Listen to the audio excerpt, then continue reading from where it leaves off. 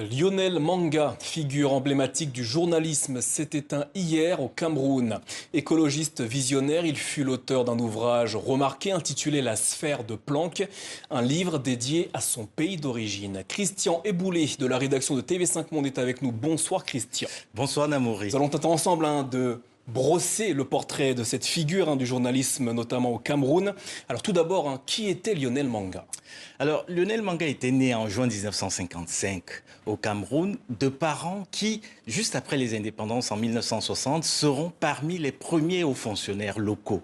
Alors Lionel Manga, c'était une âme d'enfant, mais surtout une âme rebelle.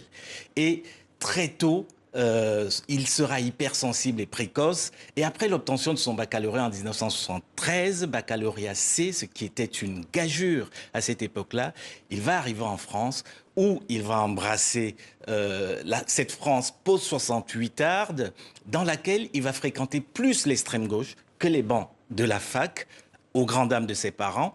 Et en 1976, il va arrêter ses études 2 ans plus tard. Malheureusement, sur ordre de ses parents, il va retourner au Cameroun où il va devenir très rapidement un pionnier de l'écologie, pas seulement au Cameroun, mais dans toute l'Afrique, grâce à une émission Chlorophylle diffusée sur la radio FM à l'époque.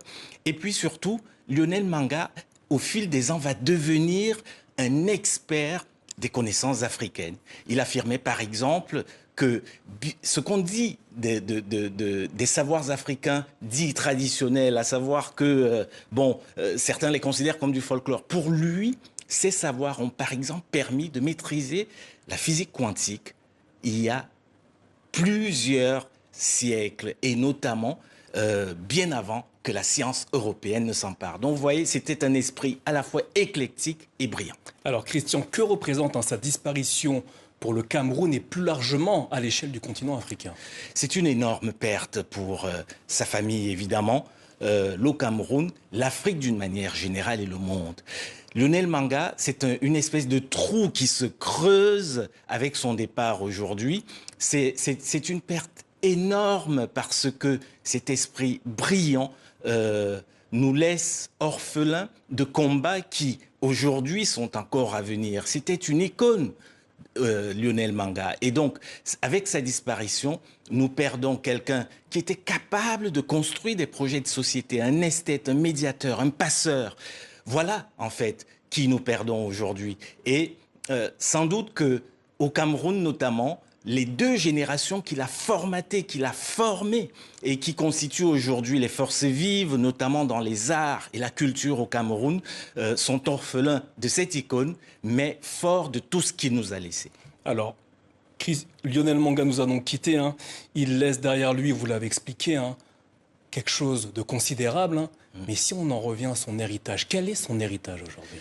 Alors, Lionel Manga, ce sont des écrits foisonnants. Je commencerai peut-être par citer tous les articles qu'il a publiés dans de nombreuses revues.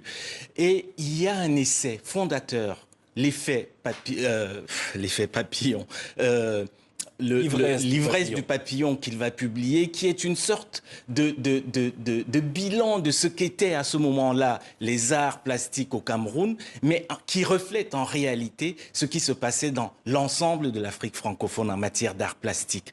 C'est un ouvrage absolument fondateur. Et puis, il y a les nombreux écrits sur les réseaux sociaux qu'il a publiés tout au long de sa vie. Il n'a cessé de publier. Et j'espère, pour ma part, que son éditeur, Rodbo Creek, rassemblera tous ses écrits pour les publier peut-être dans les mois et les années qui viennent. Enfin, Christian, on ne peut parler de Lionel Manga sans évoquer ce livre, La sphère de Planck. Que représente ce livre? Que raconte-t-il, ce livre?